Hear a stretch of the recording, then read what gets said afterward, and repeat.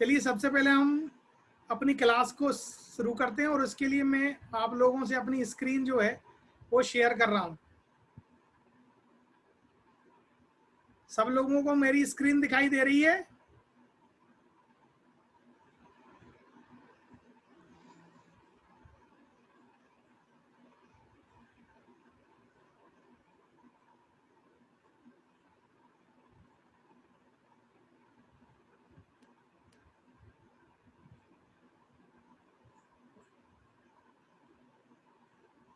कोई अपना एक माइक खोल के बताओ, मेरी स्क्रीन दिखाई दे रही है आप लोगों को? जी सर, दिखाई दे रही। Okay okay okay, thank you. देखिए, कल हमने ये बात की थी एंटीबॉडीज की कि एंटीबॉडीज क्या होती हैं, वो कितने प्रकार की होती हैं, उनके बारे में और जो अवधारणाएं थी वो हमने कर लिया था। कैसे वो काम करती हैं ये हमने कर लिया था। साथ ही साथ हमने आखिरी में प्रतिरक्षा तंत्र की उत्पत्ति कैसे होती है ये भी थोड़ी सी बात की थी। जल्दी जल्दी में हमने कुछ बात करने की कोशिश की थी। आज फिर से हम बहुत शॉर्ट में प्रतिरक्षा तंत्र की उत्पत्ति कैसे होती है उस बारे में बात करेंगे और आगे बात करते हैं। देखिए, जो हमारे शरीर में प्रतिरक्षा तंत्र उत्पन्न होता है वो किसी भी व्यक्ति के भ्रूणीय अवस्था में, यानी जब वो एम्ब्रियो के रूप में अपनी माँ के गर्भ में मौजूद होता है तो उसकी जो स्टेम सेल होती हैं, स्टेम सेल कहाँ पाई जाती हैं?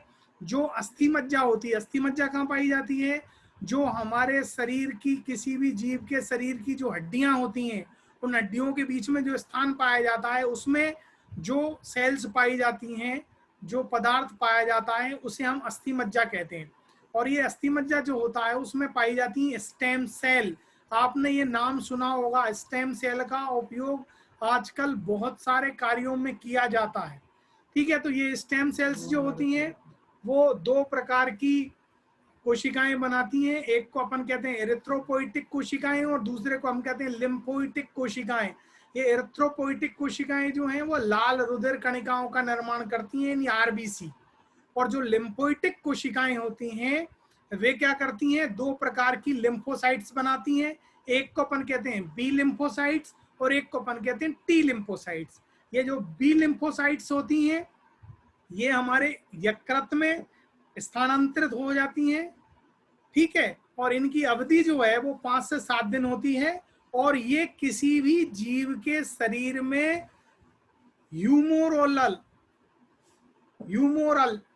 प्रतिरक्षा तंत्र उत्पन्न करती हैं। कौन सा तंत्र उत्पन्न करती हैं? ह्यूमोरल प्रतिरक्षा तंत्र उत्पन्न करती हैं। ये ह्यूमोरल प्रतिरक्षा तंत्र क्या होता है इसके बारे में हम थोड़ी सी बात आगे जाके करेंगे। ठीक है, साथ ही साथ ये जो बी लिम्फोसाइट्स होती हैं ये रक्त परिसंचरण के साथ कहाँ पहुंच जाती हैं? लसिका ग्रंथियों में और लसिका ऊतकों में पहुंच जाती हैं और क्या करती हैं? वहां पर जाकर के प्रतिरक्षा तंत्र का निर्माण करती हैं। दूसरी जो कोशिकाएं जो कि किसके द्वारा बनती हैं? लिम्फोइटिक कोशिकाओं के द्वारा बनती हैं, उन्हें हम कहते हैं टी लिम्फोसाइट्स। ये जो टी लिम्फोसाइट्स होती हैं ये क्या होती हैं? कहाँ पहुंचती हैं? बनती हैं अस्थि मज्जा में और वहां से ये कहाँ आ जाती हैं? थाइमस ग्लैंड में। और थाइमस ग्लैंड में आकर के ये क्या करती हैं? प्रतिरक्षा तंत्र उत्पन्न करती हैं। और ये प्रतिरक्षा तंत्र जो कि टी लिम्फोसाइट्स के द्वारा उत्पन्न होता है उसे हम कहते हैं कोशिकीय प्रतिरक्षा, सेलुलर इम्यूनिटी। जो बी लिम्फोसाइट्स के द्वारा उत्पन्न हुआ था उसे हमने कहा था ह्यूमोरल प्रतिरक्षा और जो टी लिम्फोसाइट्स के द्वारा उत्पन्न होता है उसे हम कहते हैं सेलुलर इम्यूनिटी। ठीक, साथ ही साथ ये जो टी लिम्फोसाइट्स होती हैं ये सर्कुलेशन के द्वारा कहाँ पहुंच जाती हैं? लसिका ग्रंथियों में, ग्लैंड्स में, लिम्फेटिक ग्लैंड्स में पहुंच जाती हैं, टॉन्सिल्स में, स्प्लीन में और लसिका ऊतकों में पहुंच जाती हैं और क्या करती हैं? प्रतिरक्षा तंत्र उत्पन्न करती हैं। ठीक, अब हम ये समझें कि ये जो एंटीबॉडीज या प्रतिरक्षा तंत्र हमारे शरीर में बन गया है ये आखिरकार एंटीजेंस यानी जो हानिकारक पदार्थ या रोगजनक हैं उनके विरुद्ध किस तरह से कार्य करता है, किस तरह से प्रतिक्रिया करता है। तो देखिए, आपके सामने मेरी जो स्क्रीन है उस पर लिखा है एंटीजेंस के विरुद्ध बी कोशिकाओं की प्रतिक्रिया। एक एक करके चलते हैं। पहले बी जो लिम्फोसाइट्स हैं उनकी बारे में बात करते हैं कि ये जो जैसे ही ये बी कोशिकाएं हैं एंटीजेंस के संपर्क में आती हैं तो ये क्या करती हैं, ये बी कोशिकाएं अपने ही समान अनेक क्लोन प्लाज्मा कोशिकाएं बनाती हैं। भाई अपने ही समान दूसरी कोशिकाएं बनाती हैं और ये बनाती कैसी हैं, प्रति सेकंड 2000 एंटीबॉडीज का उत्पादन करके क्या करती हैं, एंटीजेंस का विनाश कर देती हैं। कैसे करती हैं कि इनकी संख्या ये बढ़ा लेती हैं और क्या करती हैं कि जो एंटीजेंस होते हैं उनको कहाँ पहुंचा देती हैं। अपन ने ऊपर पढ़ा है कि फेगोसाइट्स जो कोशिकाएं होती हैं उन तक पहुंचा देती हैं और फेगोसाइट्स कोशिकाएं उनमें बहुत अधिक क्या पाए जाते हैं, लाइसोसोम पाए जाते हैं। तो ये लाइसोसोम फेगोसाइट्स के अंदर जब ये एंटीजेंस पहुंचते हैं तो उनका क्या कर देते हैं, भक्षण कर देते हैं, उन्हें नष्ट कर देते हैं।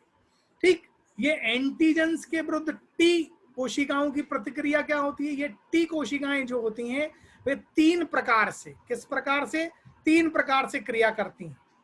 देखिए पहली जो है वो है मारक या किलर टी कोशिकाएं। पहला प्रकार जो एंटीजेंस के विरुद्ध इनका होता है वो होता है कि मारक या टी सेल्स, किलर कोशिकाएं जो होती हैं वो क्या करती हैं, एंटीजेंस के भक्षण हेतु फेगोसाइट्स को आकर्षित करती हैं, यानी अपने पास लाती हैं। और इनके पास कौन होते हैं, एंटीजेंस होते हैं। तो ये क्या करती हैं, एंटीजेंस को फेगोसाइट्स के द्वारा क्या करा देती हैं, नष्ट करा देती हैं। दूसरी जो होती हैं वो होती हैं सहायक या हेल्पर टी कोशिकाएं। ये हेल्पर टी कोशिकाएं जो होती हैं वे क्या करती हैं कि एंटीबॉडीज के निर्माण हेतु बी कोशिकाओं को प्रेरित करती हैं। क्या करती हैं, ये बी कोशिकाओं को स्टिमुलेट करती हैं कि आप क्या करिए, एंटीबॉडीज का निर्माण करिए। इसीलिए इनको हम क्या कह रहे हैं, सहायक या हेल्पर कोशिकाएं।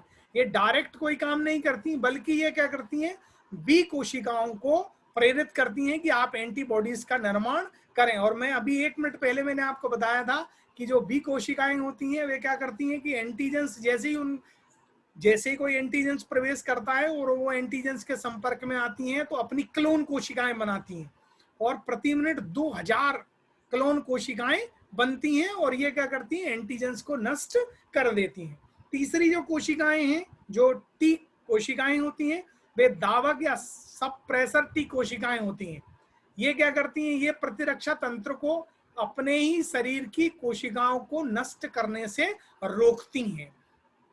क्या है कि अब एंटीबॉडीज बन गई हैं तो ऐसा नहीं हो कि वे एंटीबॉडीज जो हैं वो अपने ही शरीर की कुछ कोशिकाओं को नष्ट करने लग जाएं। वो कोशिकाएं जो एंटीबॉडीज बनती हैं वे अपने ही शरीर की कोशिकाओं को नष्ट ना करें, उससे बचाने के लिए ये जो टी कोशिकाएं होती हैं ये प्रतिरक्षा तंत्र का निर्माण करती हैं।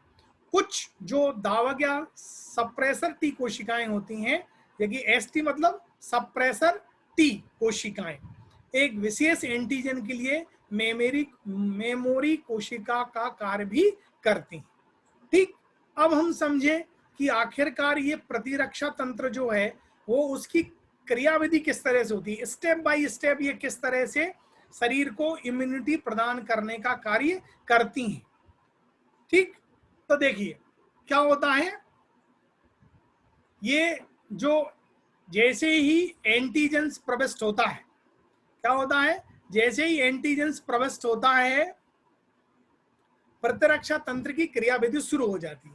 बी लिम्फोसाइट्स और टी लिम्फोसाइट्स कोशिकाएं सम्मिलित रूप से प्रतिरक्षा तंत्र का गठन करती हैं, क्योंकि दोनों का ही काम क्या है, शरीर की रक्षा करना है।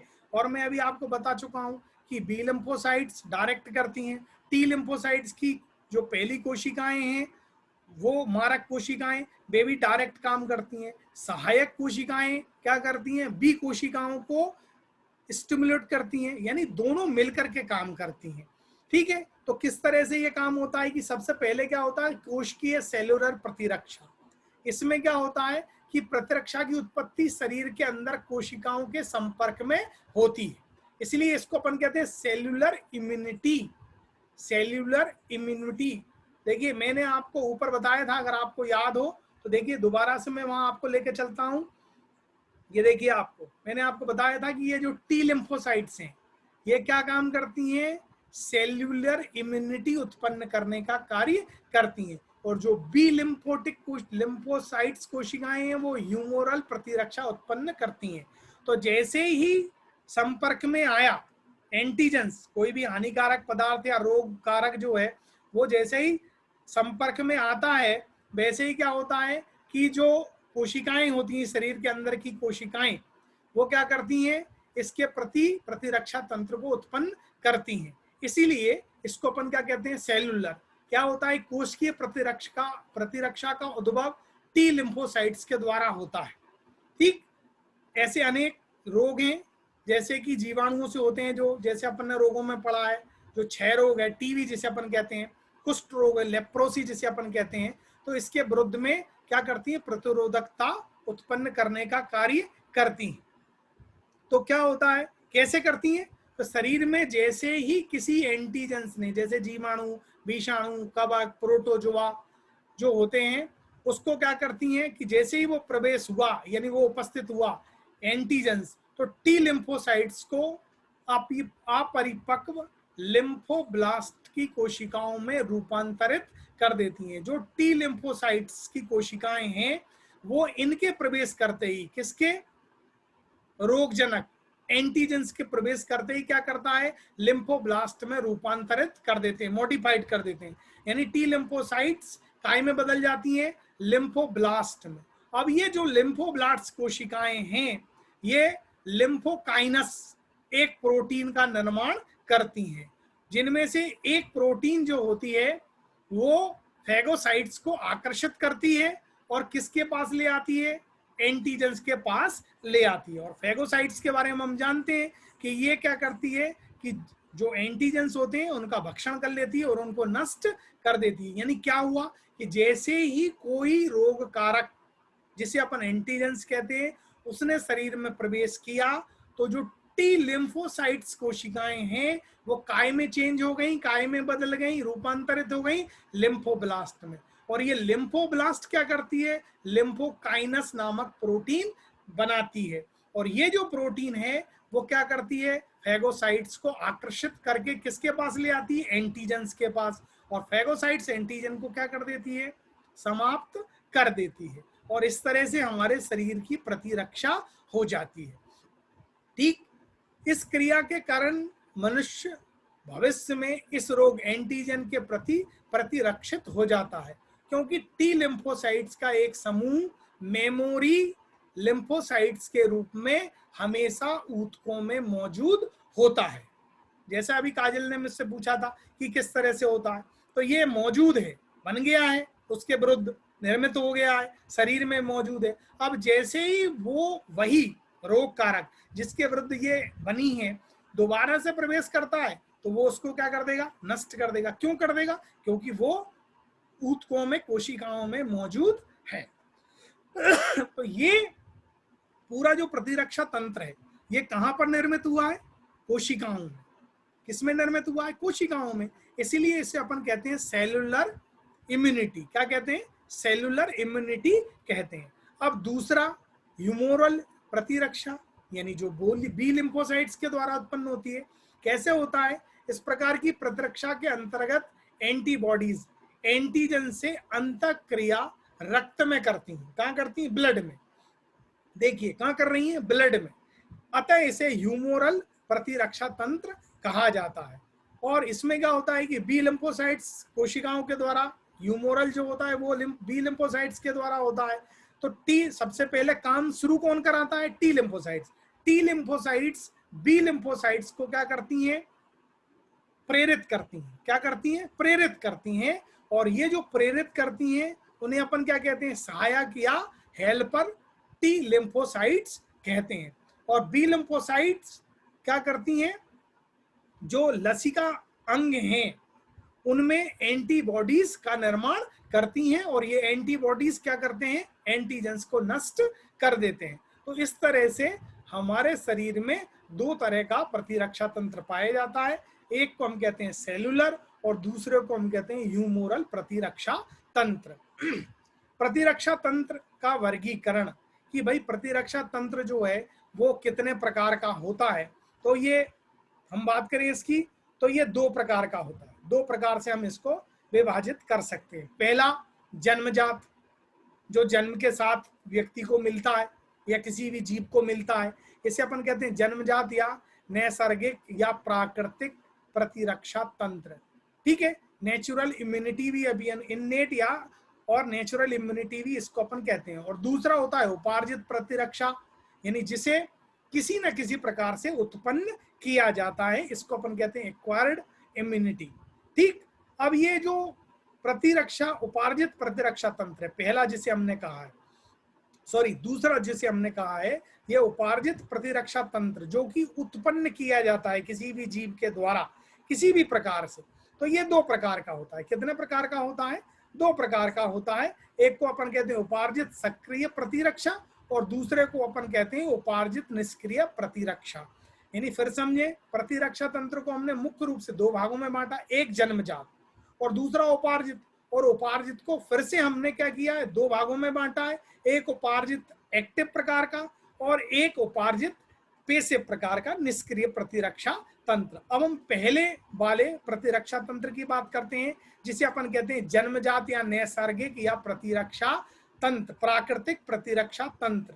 कल अगर आपको याद हो तो मैंने आपको बताया था कि कुछ जो जैसे ही कोई बच्चा जन्म लेता है तो उसको कहां से मिलेगा, तो उसको वो अपने जन्म के साथ क्या करता है कि मैंने आपको कल बताया था कि कुछ जो एंटीबॉडीज होती हैं जो माँ के शरीर में बनती हैं, कल अगर आपको याद हो तो मैंने आपको बताया था। ठीक, तो वो माँ के शरीर से प्लेसेंटा के माध्यम से पार करके प्लेसेंटा को कहाँ आ जाती हैं, भ्रूण के शरीर में। और जब वो भ्रूण जन्म ले लेता है तो उसके अंदर प्रतिरक्षा तंत्र उत्पन्न करने का, प्रतिरक्षा तंत्र बनाने का कार्य करती हैं, उसे रोगों से बचाने का कार्य करती है। साथ ही साथ मैंने आपको कल ये बताया था कि माँ का जो दूध होता है, पहला दूध जो माँ अपने बच्चे को पिलाती है, उस दूध में भी क्या पाई जाती हैं, एंटीबॉडीज पाई जाती हैं। और वो कहाँ पहुंच जाती हैं, जीव के शरीर में पहुंच जाती हैं। तो इस तरीके से जीव को क्या होता है, जन्म के साथ ही प्रतिरक्षा तंत्र मिलता है। तो ये जो पहला हम बात कर रहे हैं जन्मजात, ऐसी प्रतिरक्षा जो किसी प्राणी को उस स्पीसीज में जन्म लेने के कारण आनुवंशिकी के माध्यम से प्राप्त होती है, इसे हम कहते हैं जन्मजात, नैसर्गिक, प्राकृतिक या इनबॉर्न प्रतिरक्षा तंत्र कहते हैं या कहलाती है। उदाहरण के लिए रूप में हम ले पशुओं में रिंडर पेस्ट विषाणु जो होता है वो उसके प्रति मानव में जन्म से ही प्रतिरोधित क्षमता होती है। और दूसरी जो होती है उसे अपन कहते हैं उपार्जित प्रतिरक्षा। उपार्जित प्रतिरक्षा से तात्पर्य ये है कि ऐसा प्रतिरक्षा तंत्र, प्रदीप बेटा कुछ करो मत स्क्रीन पर, है बेटा। तो ये उपार्जित प्रतिरक्षा तंत्र मतलब कि ऐसी प्रतिरक्षा जो किसी प्राणी के जीवन काल में शरीर में किसी एंटीजन के प्रवेश करने के फलस्वरूप उत्पन्न होती है। उसने जन्म ले लिया और कोई रोग कारक एंटीजन ने उसके शरीर में प्रवेश किया और उस प्रवेश के फलस्वरूप उसमें क्या होती है, प्रतिरक्षा तंत्र उत्पन्न होता है। तो ऐसे प्रतिरक्षा तंत्र को हम कहते हैं उपार्जित प्रतिरक्षा तंत्र। जो जन्म के साथ उसमें मौजूद है उसे हम जन्मजात कहते हैं, और जो जन्म के पश्चात उसमें उत्पन्न होता है उसे अपन उपार्जित प्रतिरक्षा तंत्र कहते हैं। और उपार्जित प्रतिरक्षा तंत्र जो होता है वो दो प्रकार का होता है। एक को अपन कहते हैं उपार्जित सक्रिय प्रतिरक्षा और दूसरे को अपन कहते हैं उपार्जित निष्क्रिय प्रतिरक्षा। ये उपार्जित प्रतिरक्षा, सक्रिय प्रतिरक्षा जो है, इसे पुनः अपन ने कितने भागों में बांटा है, दो भागों में। फिर से इसको पुनः दो भागों में विभाजित किया गया है। एक है प्राकृतिक उपार्जित सक्रिय प्रतिरक्षा, प्राकृतिक उपार्जित सक्रिय। सक्रिय को फिर से हम दो भागों में बांट रहे हैं। एक है प्राकृतिक उपार्जित सक्रिय, जब किसी मानव या अन्य प्राणी के शरीर में रोग के एंटीजन प्रवेश कर जाते हैं तो उसकी ऊतक कोशिकाओं में मेमोरी टी लिम्फोसाइट्स का समूह बन जाता है। कैसे हुआ, उपार्जित है, किसी एंटीजन ने प्रवेश किया और प्रवेश करने के बाद क्या हुआ कि उसके अंदर क्या बन गई, एंटीबॉडीज बन गई। और वो एंटीबॉडीज कैसी होगी, वो स्थायी रूप से उसके शरीर में मौजूद होगी, जो आगे उसकी पुनः अगर यही रोग उत्पन्न होता है तो वो उससे उसकी रक्षा करेगी और रोग उत्पन्न नहीं होगा।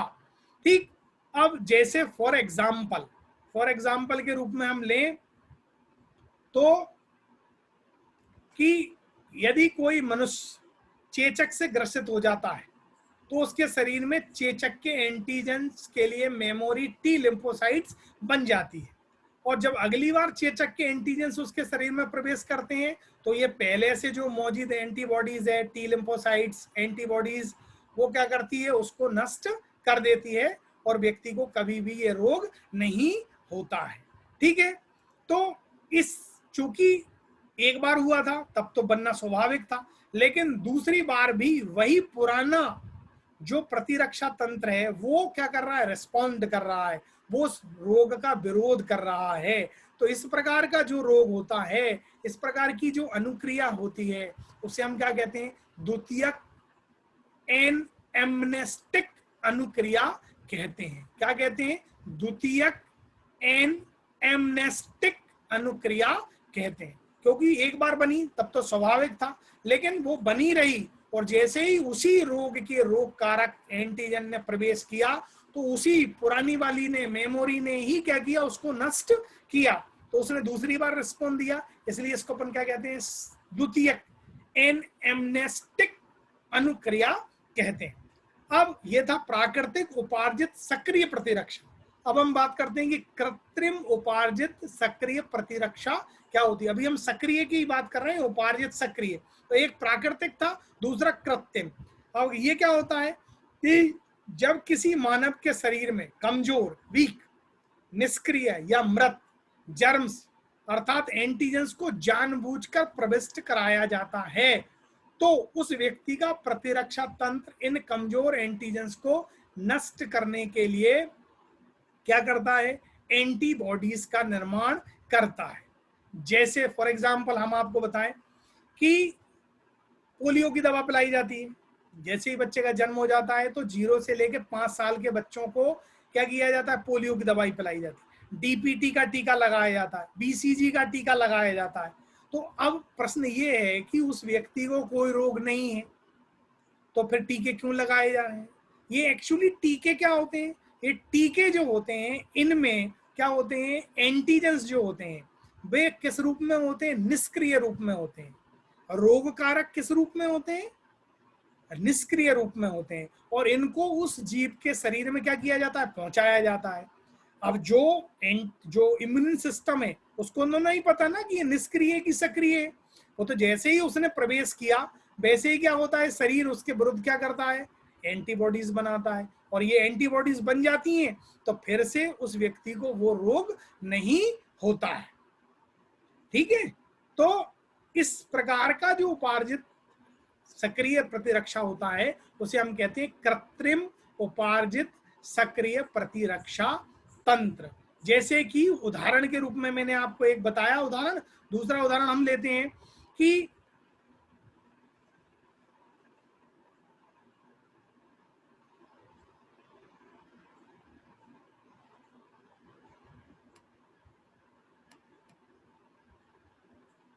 साथ ही साथ यहाँ पर जो एक जानकारी अपन याद रखेंगे जो कभी भी बहुत ओटी में पूछी जाती है या जो हम कॉम्पिटिटिव एग्जाम देते हैं उनमें पूछी जाती है कि ये जो वैक्सीनेशन होता है, ठीक है, टीकाकरण जिसकी अभी हम बात कर रहे थे कि व्यक्ति जैसे कोई जीव जन्म लेता है या मनुष्य जन्म लेता है तो उसको 0 से और 5 साल तक बहुत सारे टीके लगाए जाते हैं। तो ये जो टीके लगाए जाते हैं इस प्रक्रिया को हम कहते हैं वैक्सीनेशन, और इस वैक्सीनेशन का जो आविष्कार है वो 1776 में एक ब्रिटिश चिकित्सक एडवर्ड जेनर द्वारा किया गया था। उन्होंने सबसे पहले स्मॉल पॉक्स जो है, छोटी माता जिसे अपन कहते हैं, उसके वैक्सीन का निर्माण किया था। तो जो वैक्सीनेशन के का जिसको श्रेय दिया जाता है वो वैज्ञानिक हैं एडवर्ड जेनर।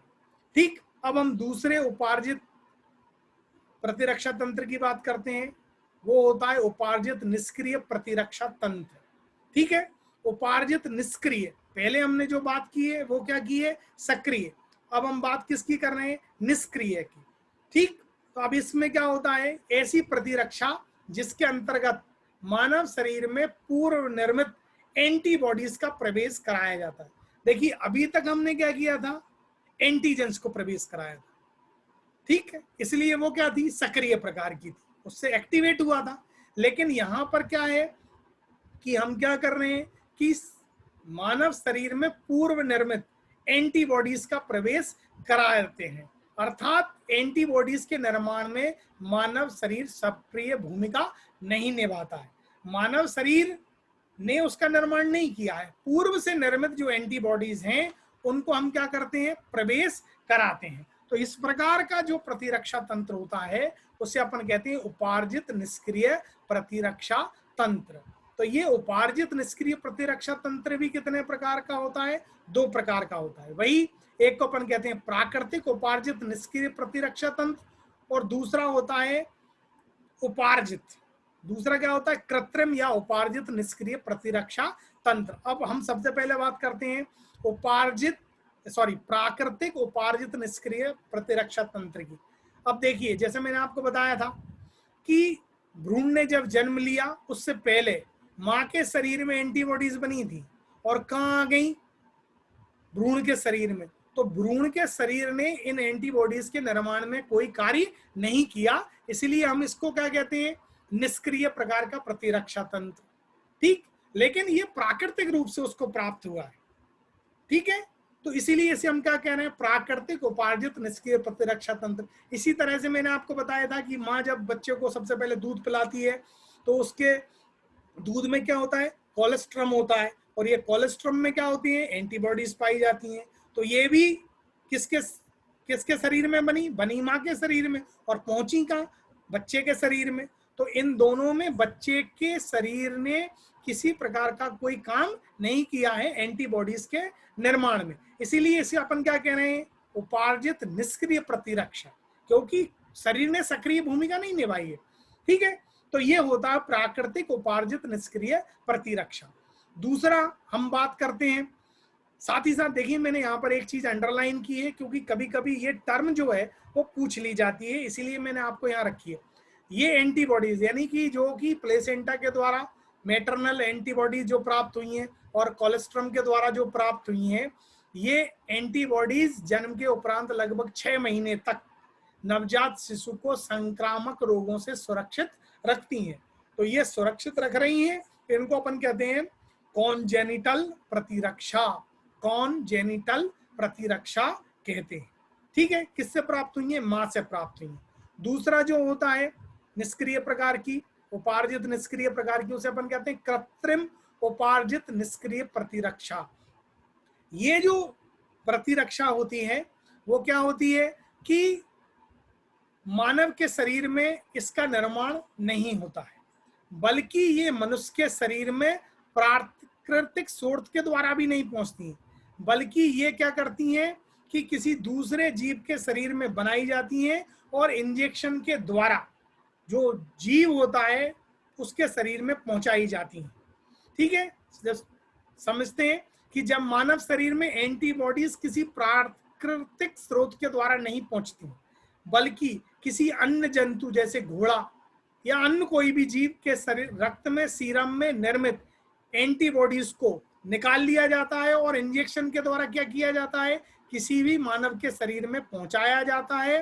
तो क्या होता है, इस प्रकार के जो प्रतिरक्षा तंत्र होता है उसको अपन कहते हैं कृत्रिम उपार्जित निष्क्रिय प्रतिरक्षा, क्योंकि इन एंटीबॉडीज के निर्माण में मनुष्य के शरीर ने कोई भी सक्रिय भूमिका नहीं निभाई है, और साथ ही साथ इसको बाहर से प्राप्त हुई है, कृत्रिम रूप से बना करके प्राप्त। उसके लिए भी क्या किया जाता है कि जो एंटीजेंस होते हैं, सक्रिय एंटीजेंस, उनको उस दूसरे जीव में, जैसे घोड़े से हमको कोई प्राप्त करना है तो उसके शरीर में उन सक्रिय एंटीजेंस को प्रवेश कराया जाता है, उसके शरीर में जो एंटीबॉडीज बनती हैं उनको इंजेक्शन से निकाल के मानव के शरीर में क्या किया जाता है, इंजेक्ट कर दिया जाता है, प्रवेश करा दिया जाता है, पहुंचा दिया जाता है। तो इस प्रकार का जो प्रतिरक्षा तंत्र होता है उसको अपन कृत्रिम उपार्जित निष्क्रिय प्रतिरक्षा तंत्र कहते हैं। जैसे कि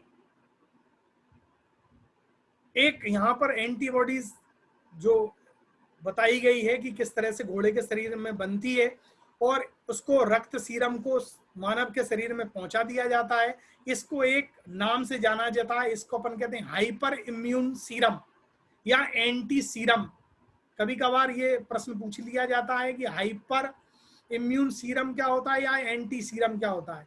तो ऐसा सीरम जो किसी दूसरे के शरीर में निर्मित हुआ है और वहां से एंटीबॉडीज को या प्रतिरक्षा को निकाल करके और मनुष्य के शरीर में पहुंचाया जाता है, तो इसको अपन क्या कहते हैं, हाइपर इम्यून सीरम या एंटी सीरम कहते हैं। ठीक, तो ये दूसरे प्रकार की प्रतिरक्षा, निष्क्रिय प्रकार का प्रतिरक्षा तंत्र था, कृत्रिम उपार्जित निष्क्रिय प्रतिरक्षा तंत्र। ठीक है, तो ये जो एंटी सीरम जो होता है, इसका उपयोग बहुत सारे जो वायरस से होने वाले रोग हैं, है ना, जैसे कि हेपेटाइटिस, लासा ज्वर, आर्थ्रोपोड बॉर्न इनसेफेलाइटिस, ये जो रोग हैं इनके बचाव के लिए मनुष्य के लिए किया जाता है, इनसे मनुष्य का बचाव हो जाता है। इनका निर्माण दूसरे के शरीर में कराया जाता है और प्रवेश करा दिया जाता है मनुष्य के शरीर में, और मनुष्य जो है वो इन रोगों से बचा रहता है। अगली जो हमारी इम्यूनिटी है जिसकी हम बात करने वाले हैं, वो है स्व प्रतिरोधकता या ऑटो इम्यूनिटी। ठीक, यानी ऐसी प्रतिरोधकता जो किसी जंतु के शरीर में उसकी ही शारीरिक कोशिकाओं या अंगों के प्रति उत्पन्न हो जाती है, उसे स्व प्रतिरोधकता या ऑटो इम्यूनिटी कहते हैं। यानी हमारे शरीर में कुछ ऐसी एंटीबॉडीज बन जाती हैं जो हमारे शरीर की कोशिकाओं को ही नष्ट करने लगती हैं। ठीक है, तो क्या होता है, इस प्रकार की जो इम्यूनिटी होती है उसे अपन क्या कहते हैं, स्व प्रतिरोधकता या ऑटो इम्यूनिटी कहते हैं। जैसे यदि हमारे शरीर में यकृत कोशिकाओं के प्रति इम्यूनिटी उत्पन्न हो जाए तो यकृत की कोशिकाएं नष्ट होने लग जाती हैं और व्यक्ति को हेपेटाइटिस रोग हो जाता है। पेशियों के प्रति इम्यूनिटी हो जाए तो पेशियां कमजोर हो जाती हैं। आरबीसी के प्रति इम्यूनिटी उत्पन्न हो जाए तो क्या होता है कि आरबीसी नष्ट होने लग जाती हैं और व्यक्ति को क्या हो जाता है, एनीमिया रोग हो जाता है। ठीक, अब हमारे पास केवल 1 मिनट बचा हुआ है, इसीलिए हम अब अगली क्लास को आगे लेंगे। ठीक है, उसमें हम टीकाकरण और वैक्सीनेशन पढ़ेंगे, इसलिए ये क्लास हम यहीं समाप्त करते हैं। अगली क्लास में फिर आप लोगों से बात होगी।